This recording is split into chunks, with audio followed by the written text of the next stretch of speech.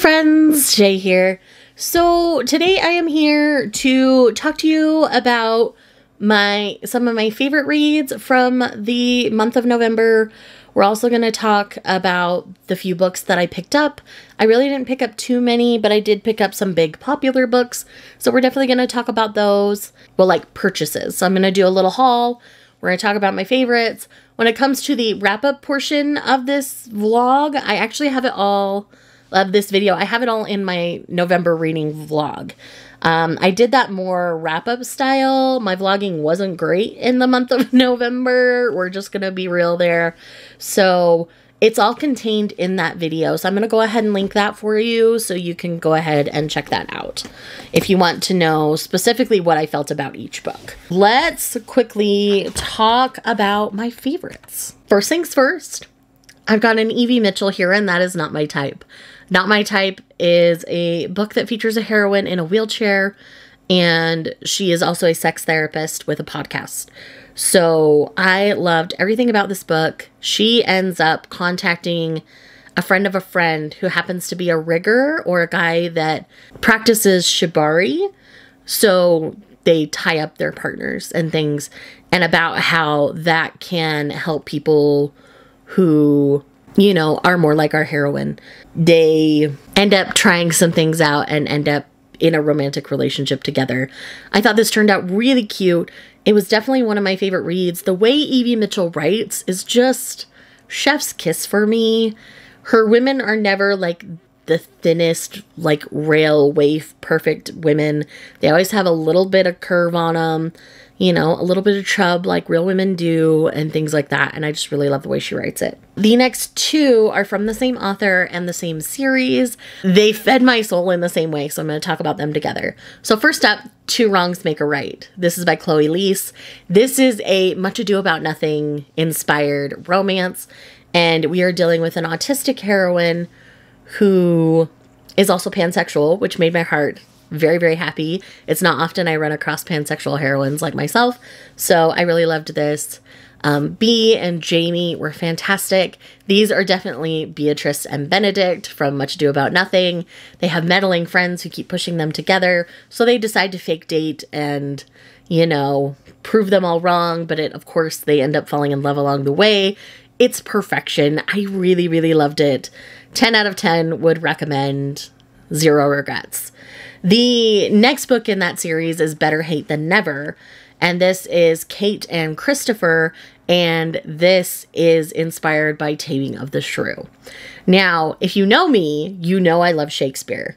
So, obviously, when a romance that's well written is based on something Shakespeare-esque, like, of course, I'm going to love it.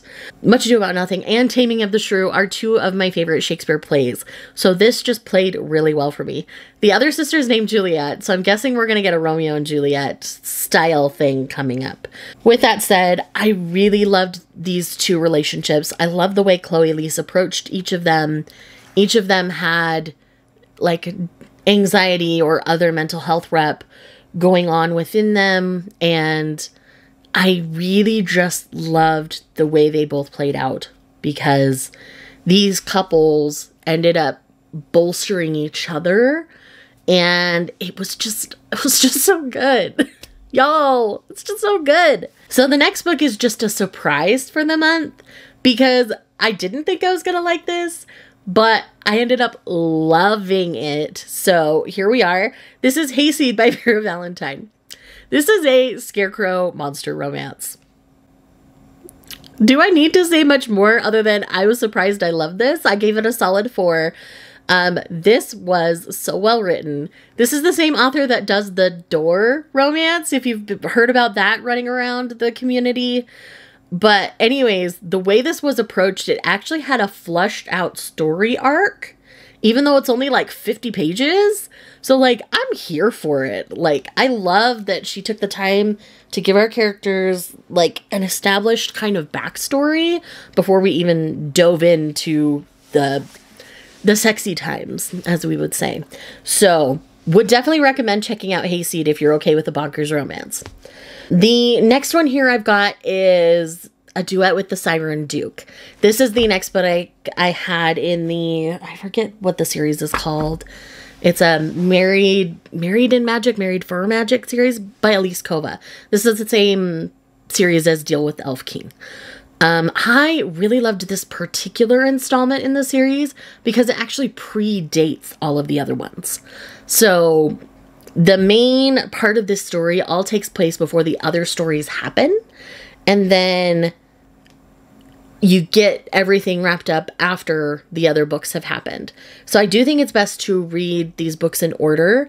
You can technically read them out of order, but it's best if you read them in order because of the way they're laid out. You should read them in publication order. I'm always a fan of reading them in publication order because that's how the author released them. Very rarely do I enjoy like different ways of reading it. I always just do them in publication order because that just works for my brain. And I honestly think it reads better because you don't ever run into characters that you weren't meant to run into before you run into them. So I really loved the way that she was escaping a bad marriage. She goes through the process of a divorce and then she, you know, is taken by this Siren Duke to fulfill her duty. I won't get into too many details because I don't want to spoil things, but it's absolutely fantastic. 10 out of 10 recommend the series. This particular installment may be my favorite. The next two books are by the same author. So first up, we're going to talk about Defiant by Brandon Sanderson. This is the final book that he is writing in the Skybird series for now. Another author is writing like a Skybird Legacy series that will follow different characters but take place in the same world. I'm not sure if I'm going to read those at this point because I feel like where Defiant ended was a really good close for me. It was open-ended enough that I know that they can continue to explore it, but it was also closed enough that I don't feel like I need anymore. Spencer is a character that is hard to love at times, and I love that she's hard to love sometimes because teenagers are hard to love sometimes, and she is a teen. Like, this is very well written for teens, but I think adults can genuinely enjoy it as well. The world is engaging and complex enough to keep an adult engaged, but not overly complex where you're missing the mark for your actual target demographic. I'm really happy with this series. I really enjoyed my time, and I really like how it wrapped up. The stakes were high enough. Not everybody makes it out unscathed or alive for that matter, so it does end well, and it ends in a way that made me really pleased. And then the last favorite I have here is Yumi and the Nightmare Painter. This is technically Secret Project number 3 by Brandon Sanderson. I got the Kickstarter, so I've read all the secret projects now. I loved this. I loved this so much that over on my planner channel, I did a dedicated spread in my journal and a dedicated review while I was making the spread. And this book is fantastic. This is a way of exploring your worth through the creative arts that is done in such a beautiful way. It also combines two things that are fantastic. It combines Final Fantasy X specifically with a movie called Your Name, which I absolutely love and adore, which some of you have probably heard of by now. So yes, definitely would recommend checking out Yumi and the Nightmare Painter if you get a chance.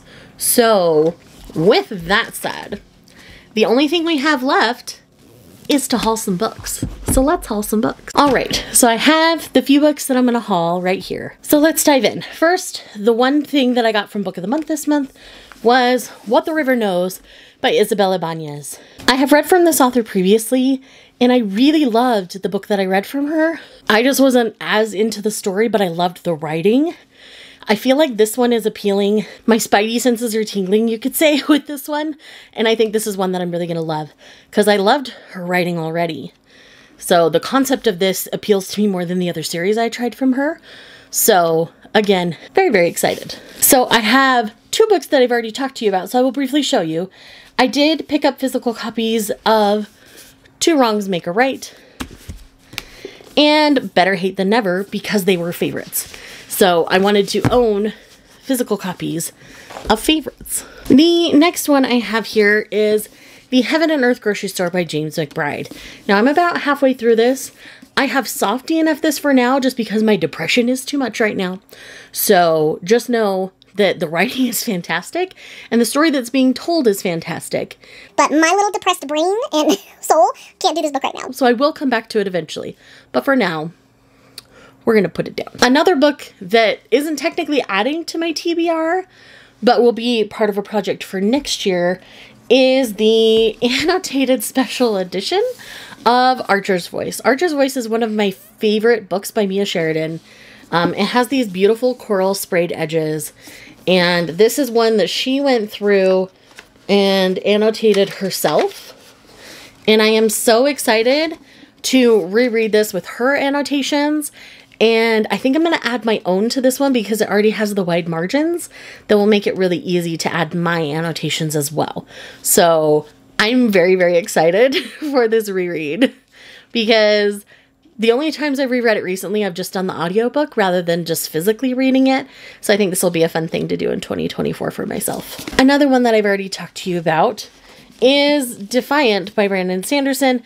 This particular copy just happens to be signed. This is also the Barnes & Noble exclusive cover. So instead of it being the orange color, it's this beautiful teal green, which I honestly prefer, but like I understand what they were doing with the orange cover. But yes, I am very happy to have it. And yes, it is signed. And so there's that. Two more. We're almost done here. So the next one I got was the Barnes & Noble exclusive edition of Hunt on Dark Waters. I really love Katie Robert. And so whenever she gets a Barnes & Noble exclusive, I do try to pick it up because I want to support her as much as I can, as well as my work. So 2 birds, 1 stone. Loved that. And the last one is one that I'm going to wait a little while to read, I think, because everybody's feelings on it are so fresh. You can probably guess what that is by now, and that is Iron Flame by Rebecca Yarros. I do think I'll be reading this in 2024 instead of in 2023 because I want to be able to form my own opinions about this particular book. I know a lot of people have either enjoyed it or hated it. I want to decide where I land for myself. So I think I'm going to wait a little bit on this one, but I do have it. I did get the black sprayed edges on the night of release. So there is that. And with that said, that is the end of this video. Thank you so much for checking out this video. If you are here just because you love me, go ahead and leave me a flame emoji down below for Iron Flame, and I will see you guys in the next one. Bye.